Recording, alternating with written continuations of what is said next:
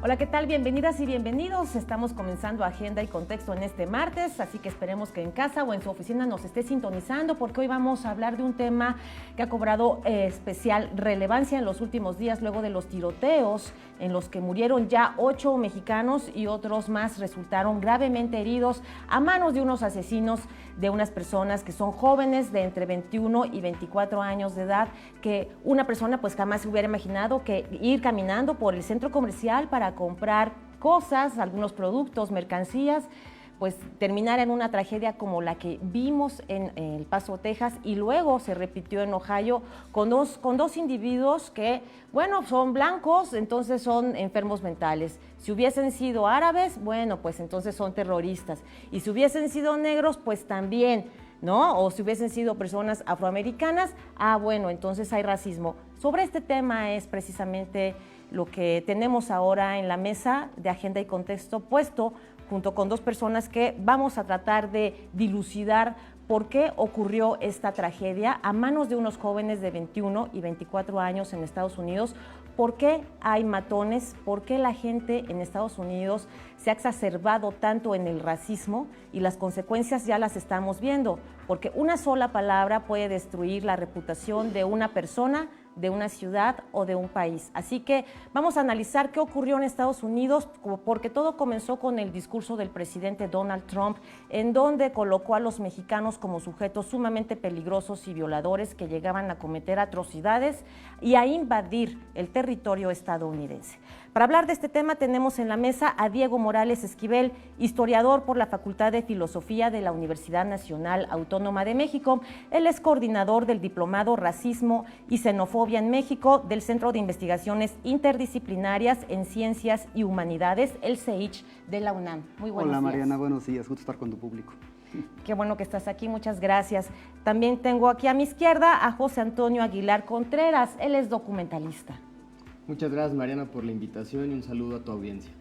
Pues muchísimas gracias por estar aquí esta mañana.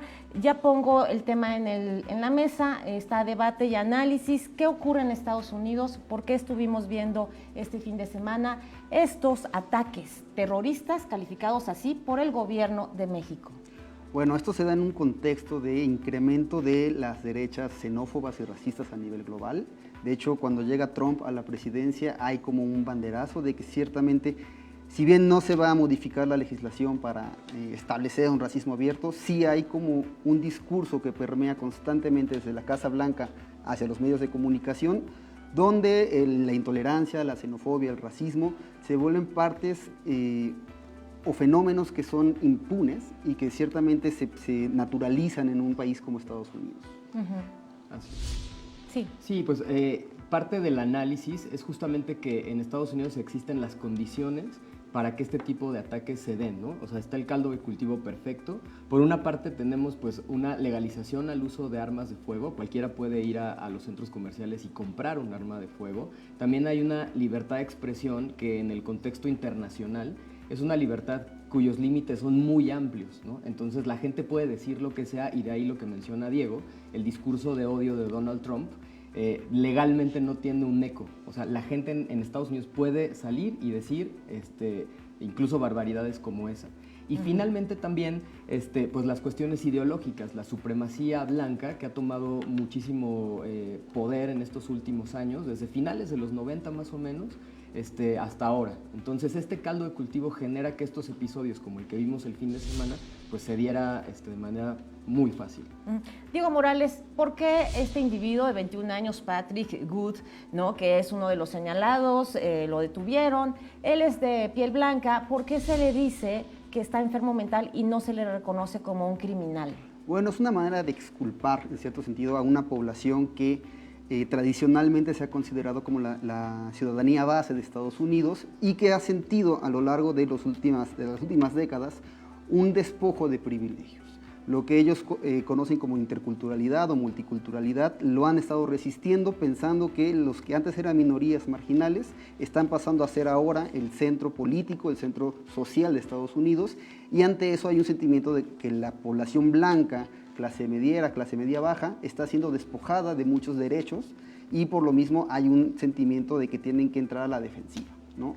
En ese sentido, también el acceso a las armas se vuelve muy importante, como decía José, porque fomenta una idea de que hay que resistir a un Estado que, sobre todo cuando llegó Obama, se creó una especie de teoría conspiratoria de que es un Estado profundo, socialista, que quiere desarticular los privilegios blancos y que en respuesta a ello hay que elaborar milicias y detener lo que, como decía Patrick Crusius, es una invasión hispánica en Texas.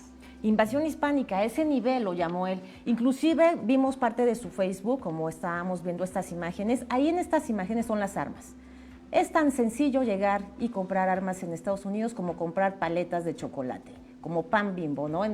Bueno, sin alegar el término comercial, pero como comprar pan caliente. La gente puede llegar y comprar cualquier arma, cualquier cartucho, metralletas, armas largas, armas cortas. Y además está la Asociación del Rifle, la estadounidense, que es quien promueve, difunde y además alimenta y estimula a los supremacistas. ¿Qué nos puedes decir sobre ellos? Bueno, es una asociación muy poderosa que realmente tiene capítulos estatales en Estados Unidos y que realmente es uno de los mayores financiadores del Partido Republicano. Perdón, ¿no? Uh-huh. Es una asociación que se basa en un precepto constitucional estadounidense, que es la segunda enmienda, que permite a todo el mundo portar armas para defender su propia vida y que ciertamente ha ido teniendo cada vez más foco de atención en los medios estadounidenses porque efectivamente permite que ocurran este tipo de compras indiscriminadas de armas para ejecuciones masivas. José Antonio. Sí, de igual manera, justamente estas condiciones, sobre todo ideológicas, lo que mencionaba Diego, ¿no? Este surgimiento de la ideología de supremacía blanca que viene desde esta teoría del Great Replacement, ¿no? O el gran reemplazo, que dice que justamente países como de origen islámico, incluso latinoamericanos o de África, están conquistando Europa o países avanzados como Estados Unidos para reemplazar a la sociedad que cada vez tiene tasas de natalidad menores, ¿no? Entonces este miedo, que al final es el motor de todos estos ataques, genera que empiecen en el internet, ¿no? En estos portales como 8chan, en donde Patrick Crusius subió el manifiesto, pues justamente empiecen a distribuir el discurso de odio y a organizarse. Entonces, esto le da mucho más fuerza a estos ataques. Entonces, la tecnología al servicio del discurso del lenguaje racista. Sí. Es así como están difundiendo sus mensajes. ¿De qué modo también se están organizando estos supremacistas blancos?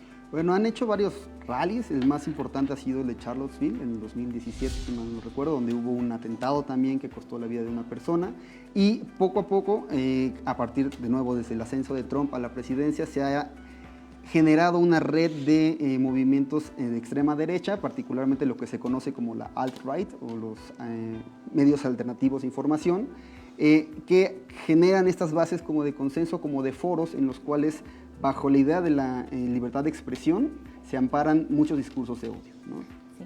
¿Es el presidente Donald Trump, Diego Morales, uno de ellos? Sí, sí lo es. ¿A qué grupo pertenece? ¿Es Ku Klux Klan? No necesariamente está afiliado a un grupo, pero las ideas que maneja, el discurso que lleva a cabo, incluso la gente con la que se ha asociado históricamente, dan muestras de que él es una persona racista, ¿no? Y los comentarios que tiene en Twitter manifiestan un discurso de odio que incita a el miedo, que incita a el rechazo y la intolerancia y hasta la violencia a ciertos grupos, como pueden ser las mujeres congresistas que hace una semana atacó, como pueden ser los países musulmanes, como pueden ser los mexicanos, a los quienes ha tachado de racistas y de violadores y de criminales. Y bueno, objetiviza ciertos grupos para ser blancos fáciles de ataques terroristas. ¿Y recuerdas lo que le dijo a Salvador, al país, a los salvadoreños, que eran un país de mierda, ¿no? Creo, ¿no? Sí, totalmente. Sí, ¿no? Eso fue lo que les dijo. Entonces, sí es Donald Trump uno de ellos y está en la Casa Blanca despachando. Entonces, de ahí su peligrosidad. ¿Qué pasa con el discurso? ¿Cómo podemos analizar el discurso de Donald Trump desde que llega a la candidatura? Pues como tal cual lo dice Diego, ¿no? Es un discurso racista. El racismo pues es un fenómeno que no es nuevo y que él finalmente lo está tomando como un refrito, y justamente con las condiciones globales que hay hoy, en donde claramente las estructuras de poder se están reacomodando, ¿no? El hecho de que hayamos tenido, que en Estados Unidos hayan tenido un presidente afroamericano, movió muchas estructuras de poder. Y entonces cuando hay estos cambios, hay resistencias, ¿no? O sea, todavía es como esta parte de la sociedad que no quiere dejar esos privilegios. Y entonces de ahí viene Trump. Él aprovecha esta ola, se monta ahí, porque sabe que hay un buen capital político. Entonces, desde luego que tiene tintes racistas y que él, a través de ese discurso de odio, lo ha promovido. Solo que, ojo, en Estados Unidos ese discurso que él tiene no se califica necesariamente como de odio. Ese es el debate, ¿no?, que tenemos que traer a la mesa. Claro que es un discurso de odio y claro que es un ataque terrorista lo que pasó el fin de semana. Ataque terrorista, discurso de odio, y Donald Trump es uno de ellos. Esos son los ingredientes del análisis. Los puntos básicos de este debate, sí. Y abundaré un poco en lo que dice José respecto a que, bueno, Trump sí ha legitimado esto porque lo hace abiertamente, ¿no? Pero también justo ese fin de semana había salido una grabación de Richard Nixon con Ronald Reagan, donde Ronald Reagan también se expresa racistamente sobre un evento que ocurrió en la ONU. Entonces podríamos ver que es una tendencia histórica en Estados Unidos que, si bien se ha mantenido oculta como un racismo institucional, velado, a veces muy naturalizado, ahora con Trump ha tomado otra dinámica que se ha hecho muy explícita y que ha tenido un efecto cadena en Europa, en Inglaterra con Boris Johnson, y que, bueno, en México también ha generado unas formas muy distintas de vernos a nosotros mismos, sobre todo en nuestro rechazo hacia los inmigrantes, ¿no?, que fue muy visto el año pasado. Totalmente. Además, incluso todavía yo he llegado a escuchar que hay personas aquí en México que dicen, esos hondureños, esos guatemaltecos, esos salvadoreños que están llegando a México, en vez de ofrecerles una mano, se les critica, se les juzga, se les discrimina y se les señala. ¿También hay racismo en México? Sí, también hay, es muy acendrado, es muy distinto al de Estados Unidos, pero tiene raigando una genealogía bastante larga que poco a poco se ha ido puesto más en la mesa. En tu documental, que por cierto hace muy poco ya vamos a tener el tráiler, pero en tu documental reciente que acabas de rodar, ¿qué es lo que te encuentras? Sí, justamente México es un país muy racista. Yo pondría el racismo contra los centroamericanos es una consecuencia, una extensión, digamos, del racismo mexicano, porque el racismo mexicano existe entre nosotros mismos, ¿no? También existe supremacía blanca aquí, grupos organizados que están funcionando. Entonces no estamos tan lejos de lo que sucede en Estados Unidos. Aquí es mucho más fuerte el debate que tenemos con el discurso de odio. Hay más análisis, digamos, la libertad de expresión sí tiene unos límites muy claros, pero aún así existe y está presente. Eso es lo que hemos encontrado hasta el momento. ¿Qué fue lo que grabaste en tu documental? ¿Qué contiene? Entrevistas principalmente de actores pues muy importantes en la lucha antirracista y de personajes en su vida privada que han vivido el racismo de distintas maneras, tanto que les ha perjudicado como también que el racismo les ha beneficiado, porque claramente el racismo afecta a unas personas pero otorga privilegios a otras dependiendo su color de piel o fenotipo, ¿no? ¿Unos ejemplos? Por ejemplo, tenemos a una persona que es de piel blanca, que a lo largo de su vida se ha beneficiado por tener la piel blanca. Entonces, eso lo hace ser un negador del racismo. Entonces, esto es un punto importante porque da cuenta de cómo un sector de la población mexicana niega este fenómeno y se beneficia de él, en contraste con otras personas que han sufrido racismo, se les ha limitado su acceso a empleos, por ejemplo, y entonces lo tienen muy consciente. Y hay otro sector que no lo tiene consciente y que lo vive y piensa que eso nunca le va a afectar, aunque sí le afecta todos los días. O sea, lo niegan, sin embargo se benefician. Unos lo niegan, se benefician. Unos lo niegan y salen perjudicados también por el racismo y otros están conscientes. Y bueno, ¿cómo se llama tu documental? ¿Cuándo ya lo podremos ver? Racismo MX, y ahorita todavía está en etapa de producción. Yo espero que el año que entra ya esté en el circuito para que lo puedan ver. ¿Cuánto tiempo te llevó tu investigación? Pues yo creo que un año, incluso estuve trabajando muy de cerca con Diego también en esta investigación, en leer toda la teoría, pero aplicada a la realidad mexicana. Obviamente manejas esta ola migrante, estas caravanas migrantes de Centroamérica. Sí, totalmente, porque es parte de este racismo, como te lo comentaba, o sea, es una extensión del racismo mexicano. Entre nosotros hay, pero todavía si viene de fuera, pues aún más, ¿no? No, bueno, hemos escuchado expresiones, incluso leído en Twitter que los hondureños nos vienen a quitar los empleos. Por Dios, primero habría que generar los empleos para que nos lo quitaran, en dado caso, ¿no? Pero ¿qué te parece esta expresión de vienen a quitarnos el trabajo? Bueno, ahí pienso mucho en una frase de Pablo Yankelevich que dice que realmente es la crisis la que crea el extranjero y no el extranjero el que crea la crisis, ¿no? O sea, en una situación, en un contexto bastante volátil de México ante Trump, con el cambio de gobierno, se genera esta caravana migrante que sobre todo cobra atención mediática, pero no es la más grande, no es la única que pasó por México en este tiempo, y activa distintos mecanismos de defensa, de sentimiento de amenaza, en parte bastante similares a los que tiene Trump con los mexicanos, pero en México hay todavía esta idea de que como somos un país que tiene una parte indígena y una parte española, no podemos ser racistas, ¿no? Sin embargo, nos damos cuenta constantemente, día a día, que somos racistas contra todos, ¿no? Contra los estadounidenses, contra los centroamericanos, entre los mexicanos, contra los de piel oscura, contra los güeritos. Podemos tener muchas formas de discriminación y ciertamente pinta de cara completa un México que no asume su responsabilidad en una cuestión geopolítica que involucra a toda la región. No, incluso, bueno, yo te comentaba al principio, el comentario inicial es que si es árabe, es terrorista. Si es negro, como ellos mismos dicen, porque así se dice en Estados Unidos, en vez de decir afroamericano, dicen negro, niga, y bueno, ese término estadounidense, inglés, evidentemente repercute, ¿no? Tanto con la comunidad afroamericana como con la comunidad mexicana. Comentas tú que la clase media estadounidense se sintió despojada de sus privilegios que ha adquirido a lo largo de los años y que ellos le compraron el discurso a Trump. ¿No será que en realidad la sociedad estadounidense per se es racista de origen? Es una muy buena pregunta y creo que es como el dilema del huevo o la gallina, ¿no? Si Trump creó todo un nuevo discurso hacia Estados Unidos o si se montó en un discurso que ya existía, particularmente exacerbado con la llegada de Obama.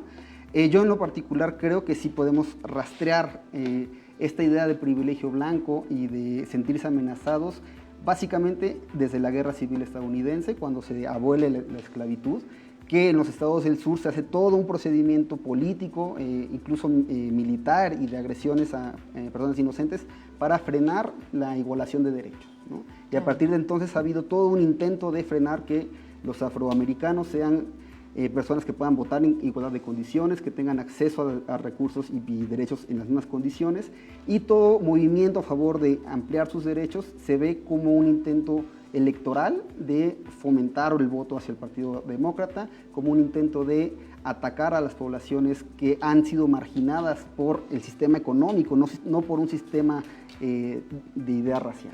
Bueno, vámonos con esta reflexión a un corte porque hay que comentar rápidamente que todas las guerras siempre empiezan con el lenguaje. El discurso de los políticos, de los líderes de las naciones, hay que seguirlo muy de cerca porque es ahí precisamente el origen, el germen de lo que después se puede volver una guerra.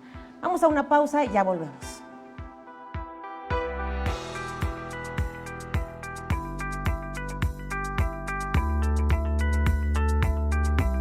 Los accidentes en carreteras y caminos se pueden presentar en cualquier momento. Por eso, revisa el vehículo antes de salir.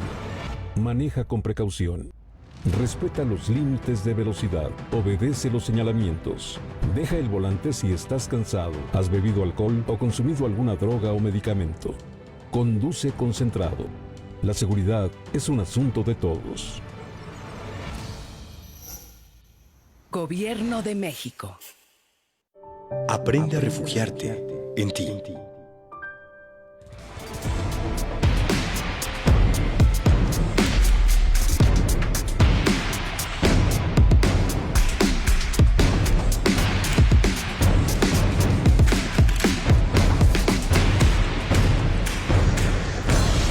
No quiero estudiar, tengo miedo. ¿Qué voy a hacer? ¿Y si se enteran mis papás? Me tengo que ir de aquí. Que alguien me ayude. ¡Basta! ¿Conoces esta situación? ¿El miedo te inmoviliza? ¿Una sola sensación se repite constantemente? ¿Te sientes atrapado en este pensamiento? Los pensamientos te atrapan y no hay salida. Usa tu cuerpo para escapar de tu mente. El verdadero refugio está en ti. Aprende a refugiarte en ti. México es un referente para la cinematografía en la actualidad. Así nos lo demuestra la serie El ojo detrás de la lente, que nos ofrece la mirada de los grandes fotógrafos cinematográficos, quienes nos comparten sus inicios, sus sueños como profesionistas y experiencia que les ha merecido reconocimiento a nivel nacional e internacional. No te pierdas de El ojo detrás de la lente en Capital 21.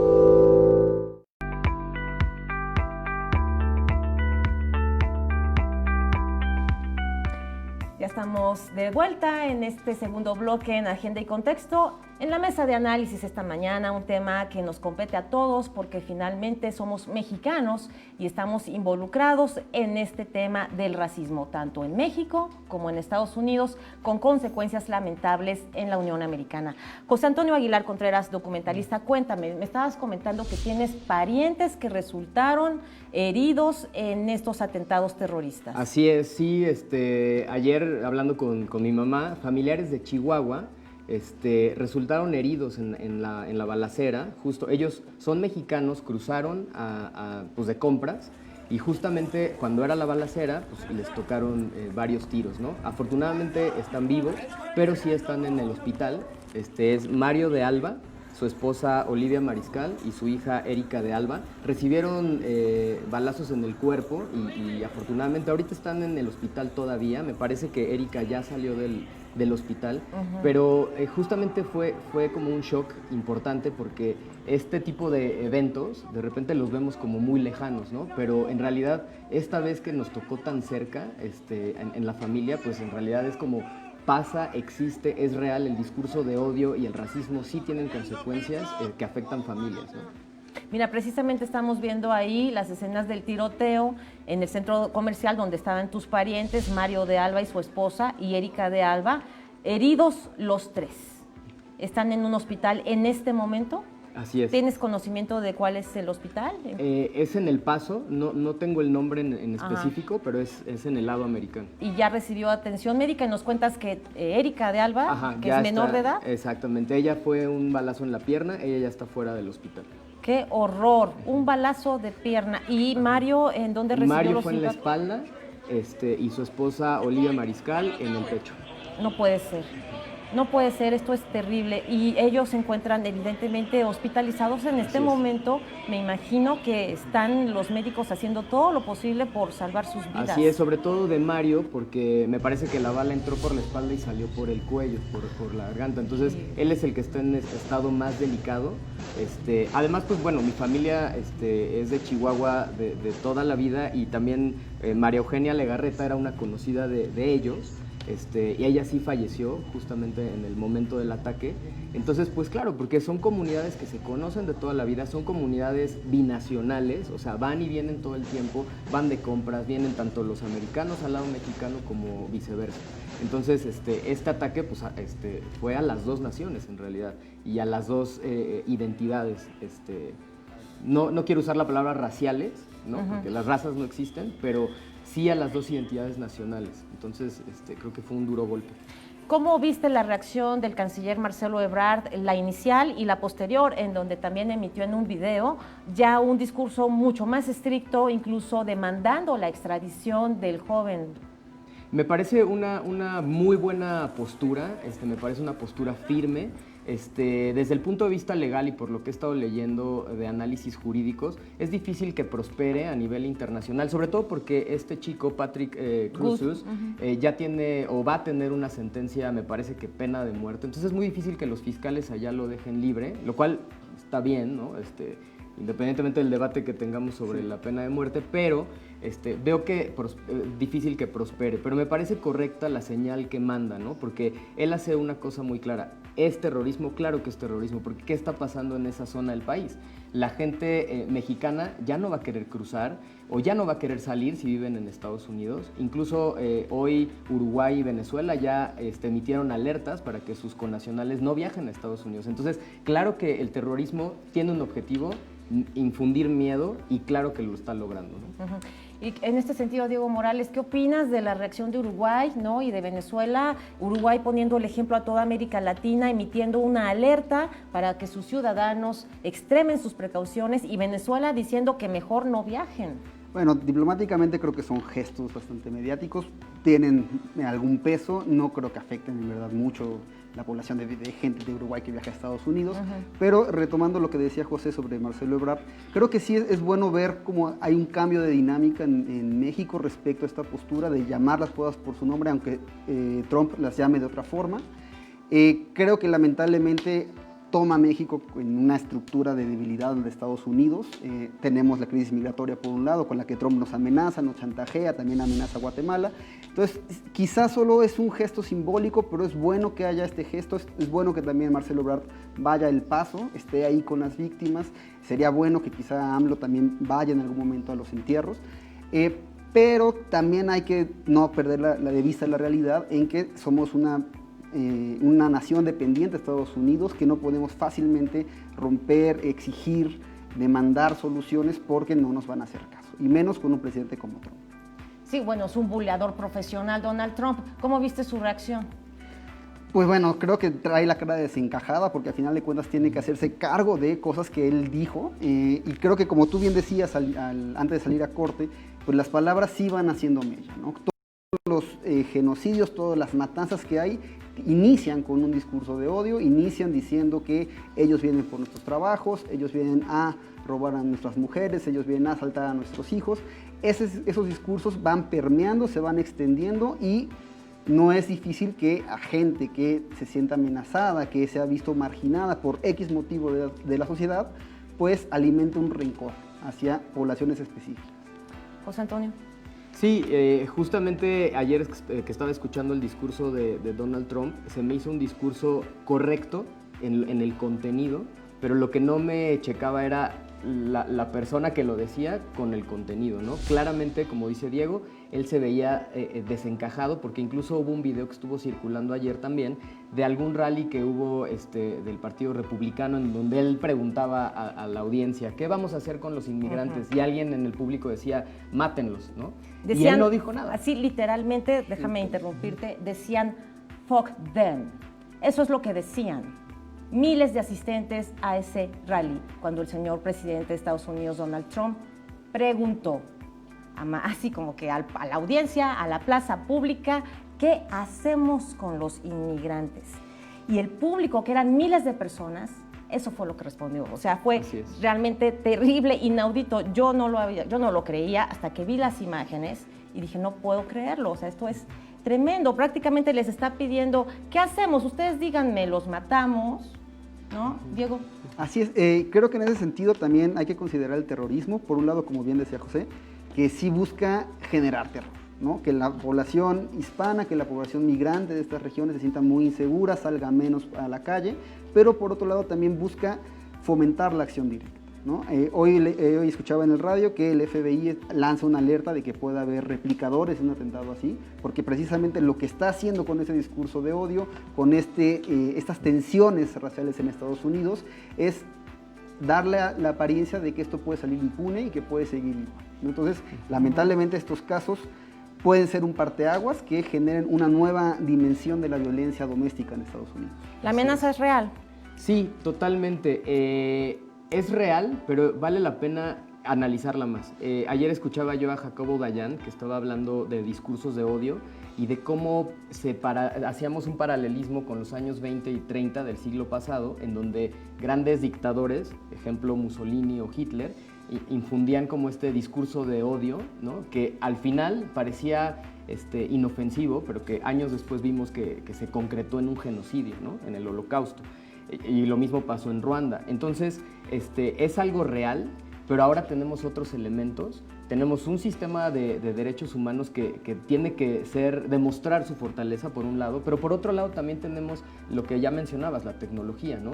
Un internet en donde, así como se radicalizan algunas personas con el Islam, también se pueden radicalizar con el supremacismo blanco. Entonces, no creo que vaya a haber una guerra tan acérrima como lo hubo en el siglo XX, pero sí va a haber un acomodo de fuerzas que va a costar vidas, y ya lo estamos viendo, ¿no? Está costando vidas, dice. Y además, fíjate, ayer teníamos a Jorge Mújica, un colega y activista que está en Estados Unidos y que nos compartía vía telefónica sus impresiones. Y justo él nos comentaba que hay paranoia en la comunidad latina, no nada más de mexicanos, sino que están en la paranoia de por sí. Muchos de ellos que son inmigrantes indocumentados no pueden salir de sus casas, se tienen que cuidar mucho de la Border Patrol y ahora con esto pues hay paranoia. En efecto, es una de las consecuencias del terrorismo, es este miedo desenfrenado entre la población que ya venía dándose precisamente por la política antimigratoria de Trump, ¿no? Lo que hace ICE en la ciudad de Santuarios de, aún así, violando la legislación local, meterse a buscar a los ilegales, a los inmigrantes, perdón, indocumentados, no ilegales, sí está generando que no solo la población migrante hispana o latina, sino también otras como los chinos, los asiáticos, etcétera, estén generando redes de apoyo entre ellos y también de resistencia, porque hay una notoria animadversión política hacia estos grupos. Diego Morales, eres historiador. ¿Se podría comparar o cabe la comparación del señor Donald Trump con otros dictadores del siglo pasado como Hitler? Sí cabría la comparación. Creo que aunque Trump no es completamente un fascista, porque de una u otra forma mantiene un esquema democrático, sí puede haber una clara intención de... Porque no lo dejan, o sea, hay un Congreso, pero si él quisiera... Si él quisiera, y también el Congreso tiene hasta cierto punto el sartén por el mango Trump. Él podría impulsar un poco más su agenda radical. Y bueno, sí creo que en efecto es comparable y creo que se centra en la desciudadanización de las poblaciones minoritarias en Estados Unidos para reforzar la idea de que la población blanca tiene que ser la que dirija la nación étnica de Estados Unidos. Cuéntame, dice José Antonio, no existe el racismo. ¿Por qué lo dice? No, el racismo sí existe, pero las razas no.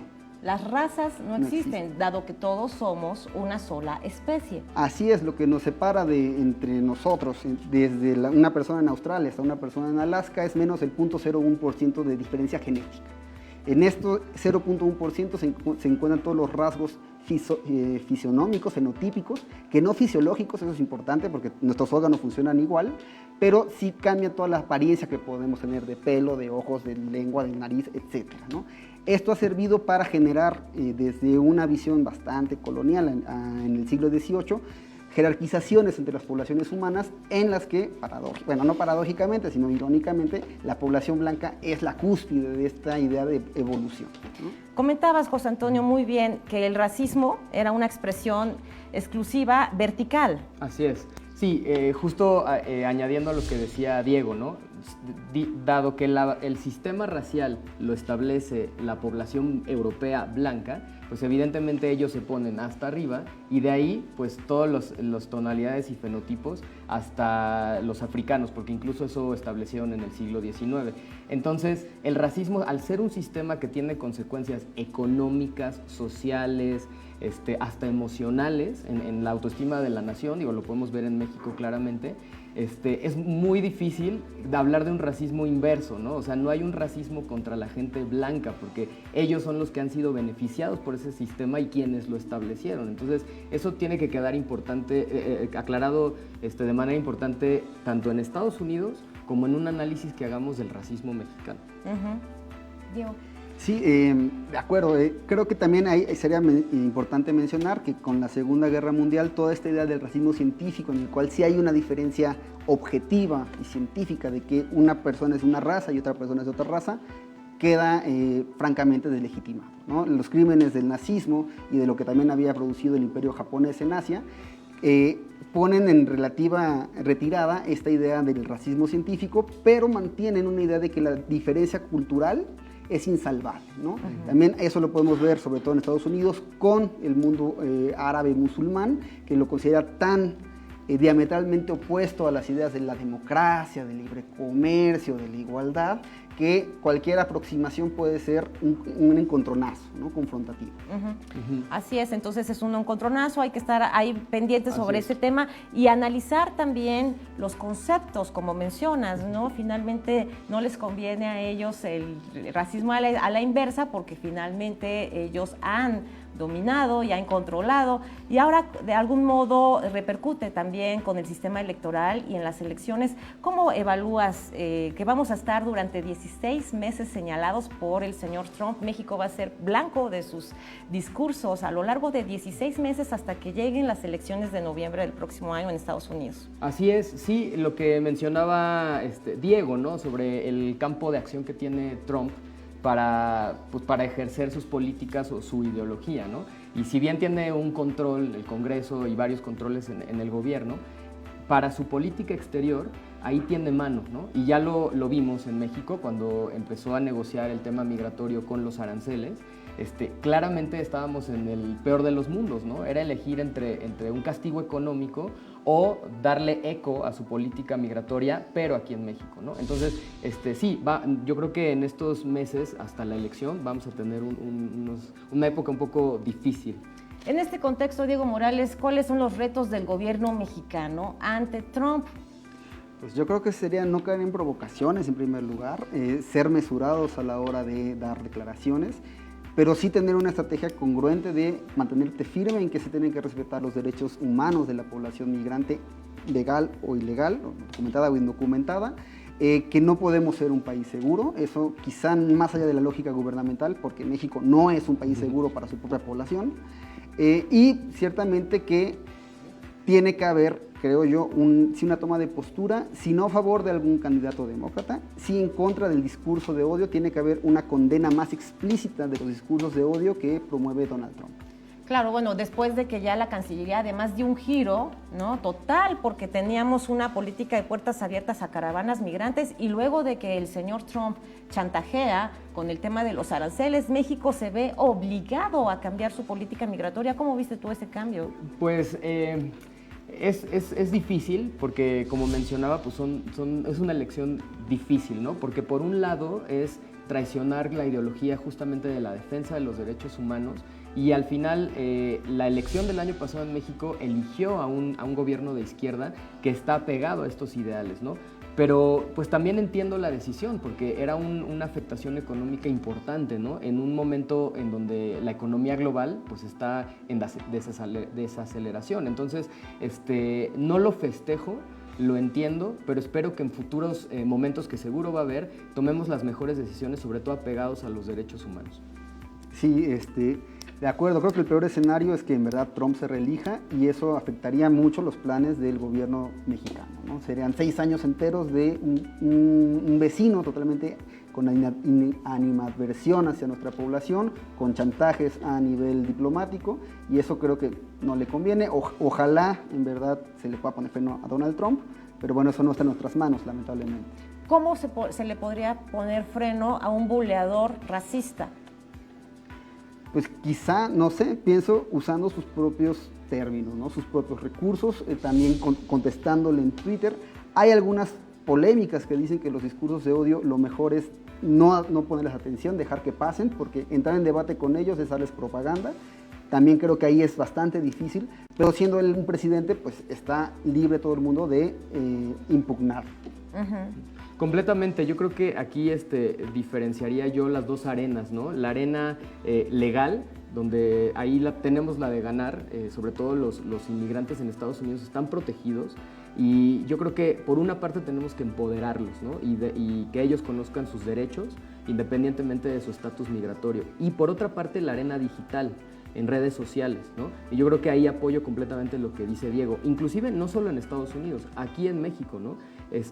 Cuando haya un discurso de odio, un buleo racista, un buleo homofóbico, un buleo misógino, tenemos que acallar esas voces, darles mute, y seguir adelante, porque el marco normativo pues protege los derechos de todas las personas y sobre eso nos tenemos que basar. Bueno, exigimos justicia respecto a los derechos humanos en el norte y en el sur. ¿Cómo estamos, Diego Morales? Bueno, ahí es donde vemos la contradicción de un país que no se asume como racista, aunque lo sea, ¿no? También tratamos de una manera francamente discriminatoria, vejatoria a las poblaciones que vienen huyendo de países del Triángulo del Norte de Centroamérica y exigimos en el mismo momento que nos traten con dignidad, que nos aseguren ciertos pases en la frontera norte. Creo que es una cuestión que tiene mucho más tiempo, no es una cuestión de unos cuantos meses, unos cuantos años, pero que ha sido en parte derivado de cómo las acciones intervencionistas de Estados Unidos han afectado a la región centroamericana, han generado desestabilidad y han fomentado estos vacíos de poder que en algunos países como El Salvador han sido suplantados por bandas criminales sumamente organizadas como la Mara Salvatrucha. Oye, ¿qué podemos hacer aquí en la Ciudad de México con la doctora Claudia Sheinbaum, la jefa de gobierno? Porque finalmente pasan todas estas caravanas a la Ciudad de México y hay una ruta migratoria, algunos se quedan aquí, ya ves que están pidiendo limosna en el metro, algunas personas de origen hondureño que dicen soy de Honduras, ayúdenme por favor, ya hemos hablado también aquí en Agenda y Contexto de este tema, pero ¿cuál sería la política ideal en la Ciudad de México? Bueno, yo creo que sería una política de paso seguro, de permitir que las personas se desplacen libremente, no ponerles retenes policíacos o militares, evitar el acoso policial, que es muy común, evitar también que caigan en manos de redes de trata o de crimen organizado, porque más allá de la Ciudad de México, en los confines cerca del Estado de México, pues sí se ha visto que es un poco tierra de nadie, ¿no? Zonas como Indios Verdes, Ecatepec, donde estas poblaciones que de por sí son vulnerables porque están en la clandestinidad, se tornan aún más vulnerables porque entran en espacios que no están vigilados por el Estado y que pueden caer fácilmente en las redes de tratas o de los cárteles del crimen organizado. ¿Qué tan importante es ventilar este tipo de temas en televisión pública, Diego?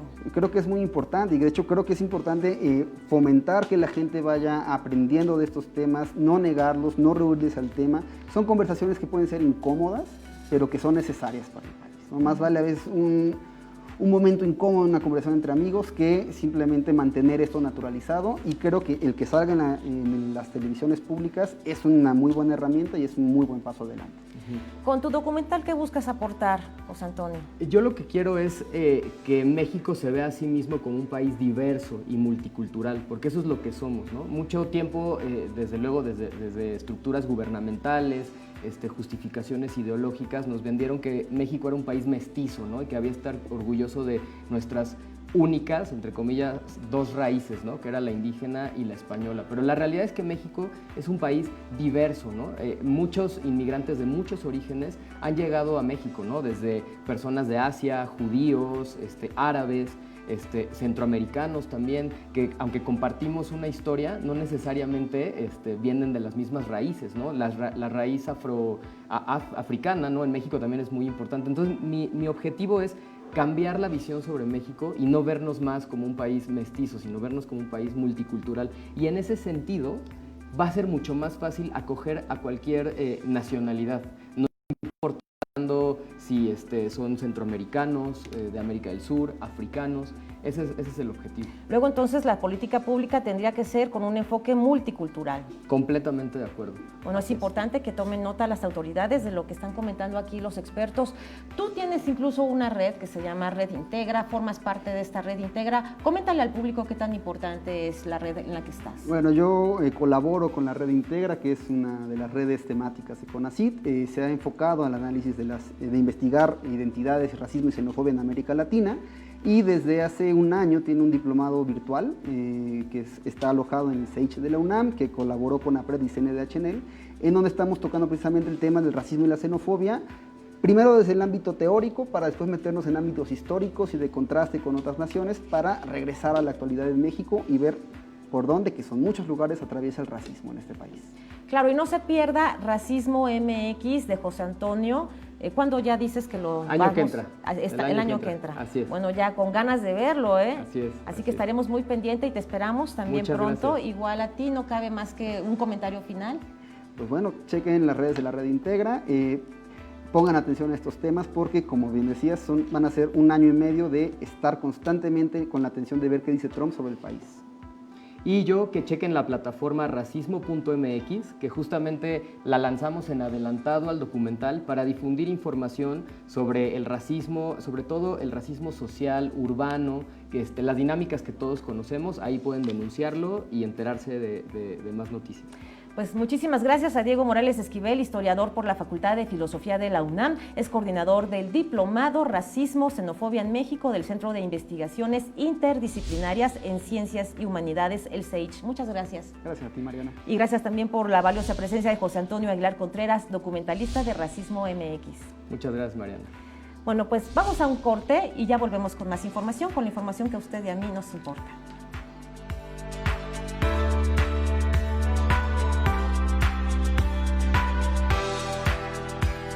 ahora con el reporte general del metro. Es la línea en la que usted tendrá que esperar más para la llegada de un tren. 3 minutos en la línea 3. Mientras tanto, por favor, ponga mucha atención. La calidad del aire en estos momentos se registra como regular. Se prevé que la temperatura máxima sea de 25 grados. Para saber qué es lo que está diciendo, de qué se habla esta mañana. ¿Cómo estás? Muy buenos días. Presidente de México, Andrés Manuel López Obrador. La mejor manera de iniciar el día es bien informado. Alejandra Gallardo y lo espero cada mañana con las noticias más relevantes de la Ciudad de México en 21 Noticias por Capital 21. No faltes.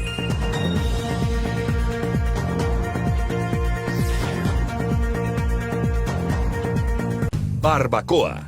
Escondida en hornos subterráneos, la barbacoa espera pacientemente para estar en su punto. La barbacoa es un método que exige cuidado y empeño para convertir cualquier tipo de carne en un platillo de sabor único. Aunque la barbacoa puede prepararse con res, puerco o conejo, carne tierna de borrego, que se condimenta y se envuelve en pencas de maguey para ser introducido en un horno con una profundidad de 1,5 metros, donde se cocina en su propio jugo por más de 10 horas. Estados como Tlaxcala e Hidalgo colocan a la barbacoa como un estandarte de las maravillas gastronómicas de su región y recomiendan comerla en tacos y acompañarla con salsa de chile pasilla, nopales o su respectivo consomé rebosante de garbanzos e impregnado con el sabor de la carne. Ciencia, salud y entretenimiento para niños y jóvenes en El Show del Dr. Gecko. Un programa del Instituto Nacional de Medicina Genómica que no te puedes perder, aquí en Capital 21.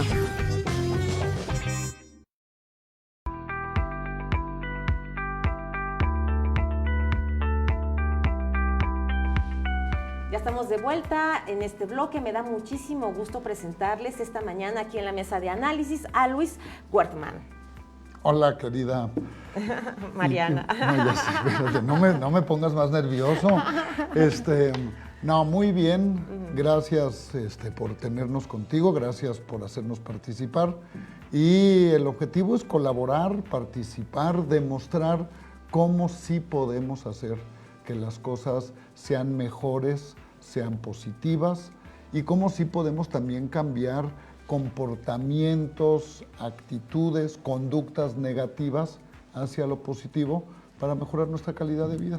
Justamente hace unos minutos estaban aquí expertos de la Universidad Nacional hablando sobre racismo y me decían que habría que cambiar el enfoque de las políticas públicas para reconocer que somos un país multicultural y con ello enfrentar el racismo, pero que se vea reflejado en políticas públicas. ¿Qué piensas? Yo te diría que son de los mejores comentarios que hemos escuchado a todo lo largo de todo este tiempo que hemos visto toda la situación de migración, toda la situación de discriminación, las situaciones de racismo, de xenofobia, precisamente irte a la causa y a cambiar las cosas. O sea, efectivamente, veníamos de un tipo de historia en que nos hacían o nos inculcaban que éramos diferentes. Y que nosotros éramos únicos y los otros eran únicos pero diferentes a nosotros, cuando la realidad es que no somos diferentes. O sea, por cómo nos veamos, eso no implica una diferencia. Al contrario, lo que nos une son nuestros pensamientos, nuestra forma de vida, nuestra cultura, nuestros hábitos y lo principal, entender, Mariana, que cuando tú entiendes lo que es la migración, enriqueces a una sociedad. Creo que el mejor ejemplo, aunque tristemente lo estamos viendo ahorita al revés en Estados Unidos, Estados Unidos es la potencia gracias a la migración. Igual que Canadá, por ejemplo, igual que Australia, igual que tantas culturas que vemos hoy, o sociedades, para no quedarnos en culturas, que hacen que cuando tú integras a tu sociedad al migrante, enriqueces tu sociedad. ¿Por qué? Porque el migrante, bien lo dijeron también anteriormente, poca gente sale porque quiere. La mayoría sale porque tiene que Así salir es. de... Y entonces, ese espíritu que lleva el migrante es un espíritu de estar, como dicen, dispuesto a hacer todo lo necesario para destacar, para darle a su familia lo que en el lugar en donde vivía no podía tener, para no sufrir los acosos, los maltratos, los abusos que tenía en ese lugar. Entonces se vuelven partes muy positivas para una sociedad.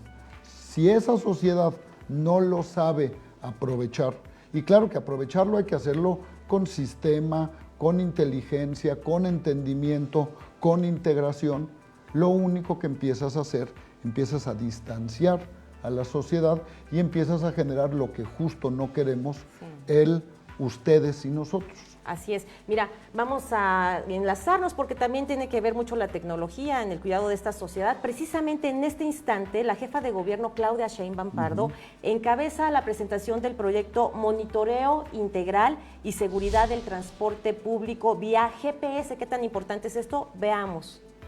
La alarma en el C5 y en trabajo con la alcaldía, y así lo acordamos, la alcaldía va a sumarle a todas las unidades que operan en Iztapalapa una pantalla adentro de cada unidad, de tal manera que no solo es el video que se transmite en caso de emergencia al C5, sino también que los usuarios pueden ir viendo lo que está sucediendo adentro de la unidad.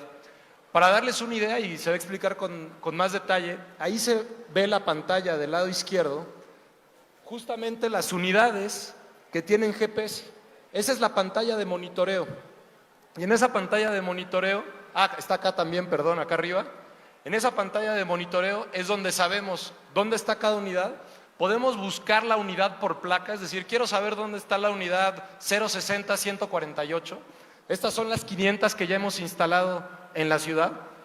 Ahí ven una que está brincando, y esa que está brincando quiere decir que se apretó el botón de pánico. En este momento todavía estamos en el proceso de prueba, así que probablemente es una prueba en la instalación que se está haciendo en toda la ciudad, pero de todas maneras esta alerta es la que suena en el C5 donde están los despachadores.